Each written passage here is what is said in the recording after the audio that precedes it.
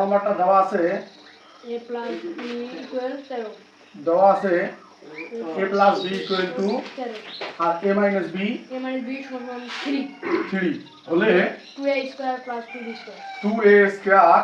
plus 2b square এটার মান বের করতে বলছে ওকে ও ab ab এর মান এবং আরেকটা বলছে ab মান বের করতে বলছে দুইটা বের করতে বলছে তাহলে আমরা এটা একবার করব এটা একবার করব তাহলে এখানে দেখো 2a square plus 2b square কোনো সূত্র নাই কিন্তু 2 যদি common now a square plus b square সূত্র আছে 2 into a square plus b square সূত্র রয়েছে 2 into a square plus b square সূত্র আমি তোমাদের দিয়েছি দেখো a plus b whole square plus a plus b whole square minus a minus b whole square এটা হলো সূত্র a plus b whole square plus a minus b whole square এটা হলো সূত্র 2 into a square plus b square তাহলে আমরা এখানে a plus b whole square plus a minus b whole square এই a b a plus b R a minus b মান রয়েছে এটা মান 13 তারপরে স্কয়ার প্লাস এটা মান 3 তারপরে স্কয়ার 13 করে স্কয়ার করলে হয় 1 6 9 169 হ্যাঁ আর এটা 9 তার মানে 100 কত হয়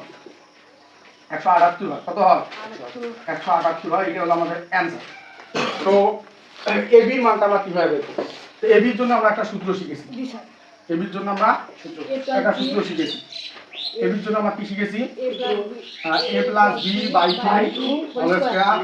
minus a minus b by 2 whole square ঠিক আছে এইটার মান 13 ভাগ হলো 2 তারপরে স্কয়ার মাইনাস 3 ভাগ হলো 2 তারপরে স্কয়ার ওকে মান বসাই দিই আমরা বিভক্ত যে মানটা নিয়েছি বসাই তো এখন ওই যে সেম ভাবে কাজ করব 13 উপরে স্কয়ার করলে 169 আর মাইনাস 2 উপরে স্কয়ার করলে হয় দুটো কোনো 4 আবার মাইনাস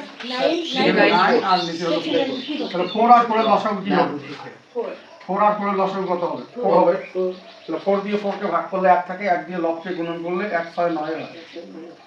আবার মাইনাস এই 4 দিয়ে 4 কে ভাগ করলে 1 হয় 1 দিয়ে 9 কে গুণ করলে 9 1 কে 9 হয় তাহলে 40 এদিকে বাদ দিলে উপরে হয় 160 আর নিচে হলো 60 তাহলে আমাদের आंसर হলো এটা যেটা কাটলে হয় 4 আর একটা শূন্য রয়েছে 40 তো উঠায় না